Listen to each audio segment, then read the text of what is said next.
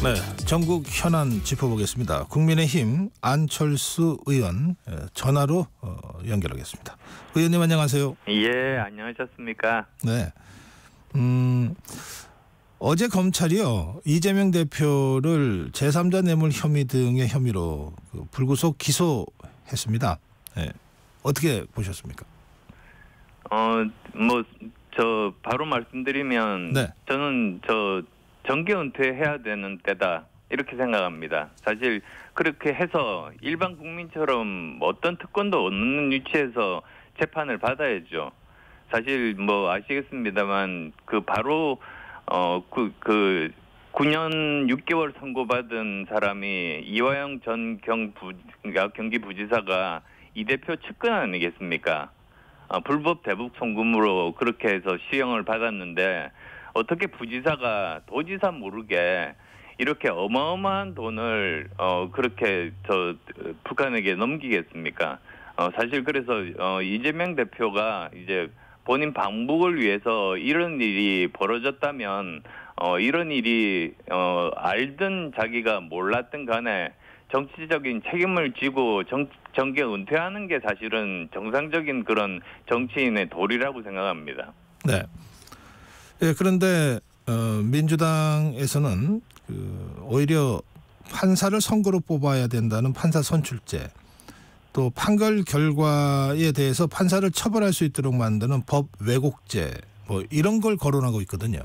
그러니까 지금 삼권 분립이 정말 기준인 민주주의 체계를 흔드는 그런 발상 아니겠습니까? 네. 그래서 현재 지난번에 이상민 장관 탄핵도 있듯이 오히려 국회가 제일 전면에 서가지고 자기들 마음에 안 들면 행정부 장관도 탄핵하고 자기들 마음에 안 들면 사법부의 판사도 탄핵하고 세상에 이런 일은 없습니다. 네. 그런가 하면 어제 검찰의 기소 소식이 전해진 후에 이재명 대표는 검찰의 창작 수준이 실력이 더 떨어진 것 같다 이런 취지의 발언을 했는데 아마 기억하실 겁니다. 작년 9월이죠. 9월에 이재명 대표 구속영장이 나왔었습니다. 근데 그 내용을 이렇게 살펴보면 여러 혐의가 있는데 그 중에 하나가 대북 송금을 보고받았다라고 적시되어 있었거든요. 네. 근데 불행하게 구속은 안 됐습니다만 사실 그때 구속영장이 기각되자마자 검찰에서 했던 일이 백현동 그 사건은 재판에 넘기고 그 다음에 대북 송금 사건에 대해서는 이화영 전 부지사 1심 선고 판결이 나오기 전이니까 그걸 기다렸다가 그 결과가 나오면 그 결과에 따라서 조치하겠다 이렇게 된 겁니다. 아하. 그러니까 이번에 유죄가 나왔으니까 당연히 기소를 했죠. 네. 그런데 그거를 이제 이재명 대표는 이제 일종의 소설이다 이런 식으로 지금 주장하고 있는 것 같은데요. 예, 소설이라고 생각하신다면 더 당당하게 정말 웃는 낯으로 그렇게 재판에 출석하시면 되겠습니다. 예. 이재명 대표를 푸틴 대통령한테 비유하는 비판도 하셨습니까, 의원님? 예, 그랬습니다. 어떤 맥락이죠? 사실 푸틴도 잘 아시겠습니다만 이재명 대표가 여러 가지 자기가 자기 위주로 여러 가지 일들을 지금 벌이고 있지 않습니까?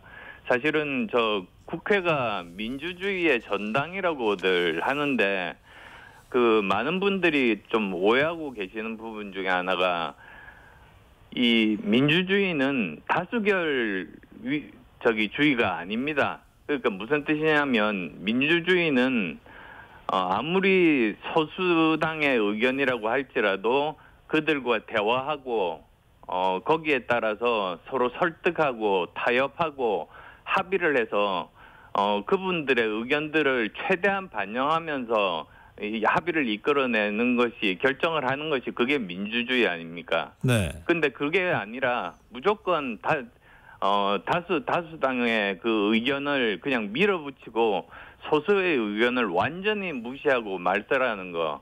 이거는 사실은 민주주의가 아니고 전체주의입니다. 그래서 한마디로 말씀드리면 지금 현재 국회는 민주주의 국회가 아닙니다. 전체주의 국회로 지금 만들고 있는 겁니다. 네. 그런데 그런 이를테면 이재명 대표나 민주당의 행태에 대해서 그렇게 비판하셨는데 그것하고 푸틴하고는 무슨 관계가 있나요?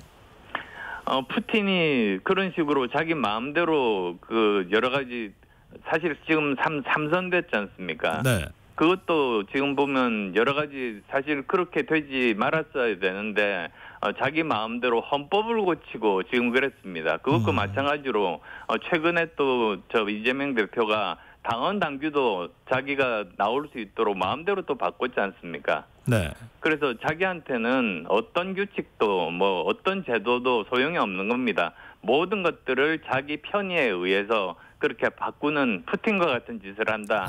그런 맥락이셨군요. 예, 알겠습니다. 북한의 오물풍선 살포와 관련해서도 이재명 대표를 비판하고 계신데요. 예. 그러니까 사실 조금 전에 말씀드렸듯이 핵심 측근이 조선노동당에 800만 달러를 불법 송금을 했었습니다. 네. 근데 사실 이런 돈을 북한이 어디에 썼겠습니까? 결국은 오물풍선 만들고 그리고 총칼을 만들어가지고 우리를 괴롭히는데 쓰고 있지 않습니까? 그리고 사실은 북한이 국제법을 위반하고 남북 합의를 깼는데 이런 북한도 잘못했고 우리도 잘못했다 이렇게 이재명 대표가 양비론을 펼치고 있습니다. 이런 것 자체가 저는 잘못됐다는 그런 비판이었었고요. 네. 저는 북한이 도발을 한다면 그 공격에는 상응하는 조치를 취하는 게 정말 우선이라고 생각합니다. 예전에 그 문재인 정부 보십시오. 문재인 정부가 북한에 끌려다니고 유화적인 조치만 취했죠. 남북 경협 사무실 폭파했는데도 아무 소리도 못하고 삶은 소대가리라는 그런 모욕적인 발언을 들어도 또 아무 소리 못해도 달라진 게 있습니까? 네. 사실 그래서 제대로 거기에 대해서는 상응하는 대응을 해야지만이 우리가 그 북한에 계속 이렇게 따라다니지 않고 오히려 정정당당하게 서로 나중에 오히려 북한이 대화하자 이렇게 나올 수도 있다고 생각합니다. 네. 이 오물풍선 관련해서 야권에서는 대북 전단이 그 사태를 촉발한 측면도 있다. 일종의 양비론이라 그럴까요? 뭐 이런 주장도 하는 것 같은데 그 점은 어떻게 보십니까? 대북 전단. 그 대북 전단에 대해서는 그 민주당이 대북 전단 금지법을 냈었죠. 네. 그런데 그것 자체가 헌법재판소에서 위헌 판결을 받았지 않습니까? 네. 그 국민들의 자유의사 표시하는 것에 대해서 민주주의가 막는 것은 옳지 않다는 그런 취지였는데요. 그렇습니다. 표현의 자유.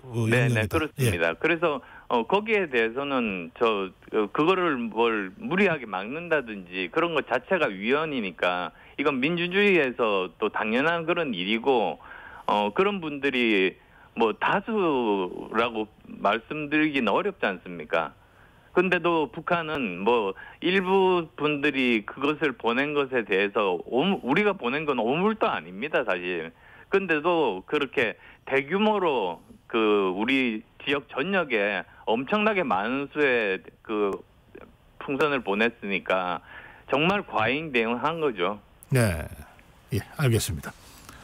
지금 국회 상황을 어떻게 보고 계신지 좀 궁금합니다. 지금 더불어민주당에서 11개 상임위에 대한 단독 의결이 있었고 이제 7개를 국민의힘이 가져가라. 만약에 안 가져간다면 오늘 7개까지도 국회 단독 처리하겠다. 이게 오늘이거든요. 예. 그게 정말 안타깝다는 말밖에 드릴 수 없습니다. 사실 민주당이 민주주의의 가장 기본을 지키고 있지 않다는 거 단적인 예가 사실 18대 총선 기억하실 겁니다. 2008년에 16년 전인데요. 얼마 되지도 않았습니다. 그때 보수정당 계열에서 200석을 가져가고 그다음에 민주당이 80석밖에 안 됐습니다. 근데도 보수정당 계열에서는 국회의장을 하고 80석밖에 안 되는 민주당의 법사위원장을 배려를 했지 않습니까? 그 이유가 사실은 국회에서는 민주주의를 제대로 작동시키기 위해서는 견제와 균형이 필요하다. 그래서 아무리 100석도 안 되는 소수당이라도 법사위원장을 가져가는 게 당연하다. 사실 그렇게 결정을 해가지고 그렇게 일을 한 것인데 이번에는 반대의 경우가 벌어졌죠. 근데 이럴 때 옛날에 했던 일들, 옛날도 아닙니다. 뭐 얼마 전에 있었던 일들도 다 무시하고 우리 둘 다 가져가겠다고 민주당이 주장하고 있으니까 정말 참담한 심정입니다. 네. 그런데 이거 어떻게 해야 된다고 생각하십니까? 결국은 저희들이 하는 일이 특위를 만든 일입니다. 그래서 지금 현재 국회에서 도저히 민주당이 민주주의를 파괴시키는 일에 우리가 아무 일도 없었다는 듯이 동참하는 것은 안 되지 않습니까? 그래서 저희들이 그렇지만 민생을 살피는 일은 중요하니까 당내 특위를 만들었습니다. 15개를 만들었습니다. 네. 그래서 이 특위에서 장관들을 직접 불러서 지금 현재 민생 문제들에 대해서 해결책들을 제시하고 그리고 법은 아니지만 또 정부에서 할 수 있는 여러 가지 조치들이 있으니까요. 그런 부분들을 통해서 이 민생 문제들을 계속 해결해 나가면서 국민들의 어려움들을 계속 해결하자. 네. 그런 기조로 저희들은 일하고 있습니다. 그런데 국민의힘의 그 특위를 15개를 운영하는 것과는 별도로 더불어민주당이 국민의힘 몫이라고 남겨둔 7개 이거는 그럼 어떻게 해야 된다고 생각하십니까? 예, 뭐 거기에 대해서는 지금 당장 저희들이 어떻게 들어가기는 어렵다는 그런 생각인데요. 사실 저 매일 의원총회를 하고 있습니다. 지금 오늘도 있습니다. 오늘도 10시에 있고 어제도 했고 그저께도 했고 지금 계속 의원총회를 하면서 총의를 모으고 있는 중이고 뭐 거의 전 의원들이 다 자기 생각들을 발언을 하고 있습니다. 네. 그래서 처음에는 좀 감정적으로 격앙된 의원들이 많았었는데 조금씩 차분해지면서 논리적이고 이성적으로 이 사건을 국민들 편에서 잘 해결하는 그런 의견들을 제시하는 그런 의원들이 많아지고 있는 그런 상황인데요. 네. 좀 더 지켜봐야 될 것 같습니다. 그런데 더불어민주당 야권은 오늘까지 시한을 딱 줬기 때문에 더 지켜볼 시간도 없을 것 같은데요. 뭐 민주당에서 시한을 정했다고 저희들이 거기에 그냥 끌려갈 수는 없지 않습니까? 저희들 시한대로 요구를 하고 뭐 거기에 대해서 지난번 전례도 있었지 않습니까? 지난 21대 국회 때도 본인들이 모든 상임위를 독식하다가 오히려 제대로 잘 못하게 되면서 국민들의 지탄을 받게 되니까 오히려 내놓은 전례도 있습니다. 네. 그러니까 저는 이번에도 마찬가지라고 생각합니다. 저희들 나름대로 물론 뭐 상임위보다는 법률안을 낼 수는 없으니까 상임위보다는 힘은 없겠습니다만 특위를 통해서라도 민생 문제들을 열심히 해결해 나가면서 국민들의 민심을 얻는 그런 일들을 계속하다 보면 결국은 민주당에서도 적절한 타협안을 내놓지 않을까 생각합니다. 알겠습니다. 일단 더불어민주당과 야권은 뭐 국민의힘이 안 들어온다 하더라도 국회를 가동하겠다 이런 입장 아닙니까? 예. 예. 그래서 어제 당장 법사위부터 가동을 하더라고요. 예. 그리고 해병대원 특검법 뭐 이걸 또 방송 3법 이런 거를 최대한 빨리 처리하겠다 이런 입장이잖아요. 네. 이 문제에 대해서는 의원님 어떤 생각이십니까? 그런데 계속 특위 민생과 관련이 있습니까 도대체? 그런 모습들을 국민들은 다 보실 겁니다. 그래서 저는 민주당이 결국은 국회를 장악하고 운영하는 그 목적 자체가 계속 수많은 특위들을 만드는 데 목적이 있다고 한다면 오히려 우리 당 여당의 입장에서는 책임 있는 여당의 입장에서는 민생 살리기 특별법이라든지 중소기업 살리기 특별법이라든지 소상공인 살리기 특별법이라든지 뭐 특별법이 아니더라도 그런 기조로 정부에서 여러 가지 조치들을 취하는 그런 일들을 계속 해나갈 겁니다. 예. 지금 국민의힘은 또 내부적으로는 새 지도부 구성을 위한 전당대회가 이제 시작이 막 될 것 같거든요. 예. 당헌 당규 개정이 이제 비대위를 거쳐서 곧 확정이 될 것 같은데 어떻게 보고 계시는지요?